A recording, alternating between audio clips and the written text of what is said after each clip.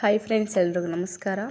ನೋಡಿ, ಈ ಒಂದು ವಿಡಿಯೋದಲ್ಲಿ ನಾವು ಗೃಹಲಕ್ಷ್ಮಿ ಯೋಜನೆಯಿಂದ ಬಿಡುಗಡೆ ಮಾಡುವ ಹಣ ನಿಮ್ಮ ಅಕೌಂಟಿಗೆ ಬಂದಿದೆಯಲ್ವ ಅಂತ ನೀವು ಯಾವಾಗಲೂ ಬ್ಯಾಂಕಿಗೆ ಹೋಗಿ ಚೆಕ್ ಮಾಡಿಸ್ತಾ ಇದ್ದರೆ, ನೀವು ಮನೇಲೇ ಕೂತ್ಕೊಂಡು ಈ ಅಮೌಂಟ್ ನಿಮಗೆ ಬಂದಿದೆಯಲ್ವ ಅಂತ ನೀವು ಹೇಗೆ ಚೆಕ್ ಮಾಡ್ಕೋಬೋದು ಅಂತ ನಾನು ಈ ವಿಡಿಯೋದಲ್ಲಿ ನಿಮ್ಗೆ ತಿಳಿಸ್ತಾ ಹೋಗ್ತೀನಿ. ಸೊ ವಿಡಿಯೋನ ಪೂರ್ತಿ ನೋಡಿ. ಓಕೆ ನೋಡಿ, ಫಸ್ಟು ನೀವು ಪ್ಲೇಸ್ಟೋರ್ಗೆ ಹೋಗಿ ಇಲ್ಲಿ ಕಾಣಿಸ್ತಾ ಇದೆಯಲ್ಲ DBT ಆ್ಯಪ್ ಅಂತ, ಈ ಆ್ಯಪ್ನ ನೀವು ಇನ್ಸ್ಟಾಲ್ ಮಾಡ್ಕೊಳ್ಳಿ. ಓಕೆ, ಈ ಆ್ಯಪ್ನ ನೀವು ಇನ್ಸ್ಟಾಲ್ ಮಾಡ್ಕೊಂಡ ತಕ್ಷಣ ಈ ಆ್ಯಪ್ ಮೇಲೆ ನೀವು ಕ್ಲಿಕ್ ಮಾಡಿ.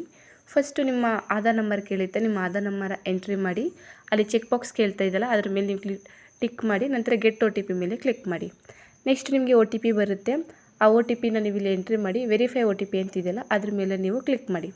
ಓಕೆ, ಇದಾದ ನಂತರ ನೆಕ್ಸ್ಟ್ ನಿಮ್ಮ ಒಂದು ಪರ್ಸ್ನಲ್ ಇನ್ಫಾರ್ಮೇಷನ್ ಕೇಳುತ್ತೆ. ಇದರಲ್ಲಿ ನೀವು ನಿಮ್ಮ ಹೆಸರು, ನಿಮ್ಮ ಅಡ್ರೆಸ್ಸು ಮತ್ತು ಪಿನ್ ಕೋಡನ್ನು ನೀವು ಇಲ್ಲಿ ಎಂಟ್ರಿ ಮಾಡಬೇಕಾಗುತ್ತೆ. ನೆಕ್ಸ್ಟ್ ನಿಮ್ಮ ಒಂದು ಜೆಂಡರು ಮತ್ತು ನಿಮ್ಮ ಡೇಟ್ ಆಫ್ ಬರ್ತು, ನಿಮ್ಮ ಮೊಬೈಲ್ ನಂಬರ್ನ ಇಲ್ಲಿ ಎಂಟ್ರಿ ಮಾಡಿ. ನೆಕ್ಸ್ಟ್ ಇದಾದ ನಂತರ ಕೆಳಗಡೆ ಓಕೆ ಅಂತಿದೆಯಲ್ಲ, ಇದ್ರ ಮೇಲೆ ಕ್ಲಿಕ್ ಮಾಡಿ. ನೆಕ್ಸ್ಟ್ ನೀವು ಇದರಲ್ಲಿ ಒಂದು ಸೆಕ್ಯೂರ್ ಕೋಡನ್ನು ನೀವು ಕ್ರಿಯೇಟ್ ಮಾಡ್ಕೋಬೇಕಾಗುತ್ತೆ. ನೆಕ್ಸ್ಟ್ ಅದೇ ಒಂದು ನಂಬರನ್ನ ನೀವು ಕನ್ಫರ್ಮ್ MPIN ಅಂತಿದೆಯಲ್ಲ, ಅದ್ರ ಮೇಲೆ ನೀವು ಅದೇ ನಂಬರ್ನ ಹಾಕಿ ಸಬ್ಮಿಟ್ ಅಂತಿದೆಯಲ್ಲ, ಅದ್ರ ಮೇಲೆ ನೀವು ಕ್ಲಿಕ್ ಮಾಡಿ. ಓಕೆ, ಇದಾದ ನಂತರ ನೀವು ಫಸ್ಟ್ DBT ಆ್ಯಪನ್ನು ನೀವು ಓಪನ್ ಮಾಡಿದ ತಕ್ಷಣ ಅಲ್ಲಿ ನಿಮ್ಮ ಹೆಸರನ್ನ ನೀವು ಸೆಲೆಕ್ಟ್ ಮಾಡಿಕೊಂಡು ನೀವು ಕ್ರಿಯೇಟ್ ಮಾಡ್ಕೊಂಡಿರ್ತೀರ ಸೆಕ್ಯೂರ್ ಕೋಡನ್ನು, ಆ ಕೋಡನ್ನು ನೀವು ಅಲ್ಲಿ ಎಂಟ್ರಿ ಮಾಡಿ. ಇಲ್ಲಿ ಲಾಗಿನ್ ಅಂತ ಕೇಳ್ತಾ ಇದೆಯಲ್ಲ, ಅದ್ರ ಮೇಲೆ ನೀವು ಕ್ಲಿಕ್ ಮಾಡಿ.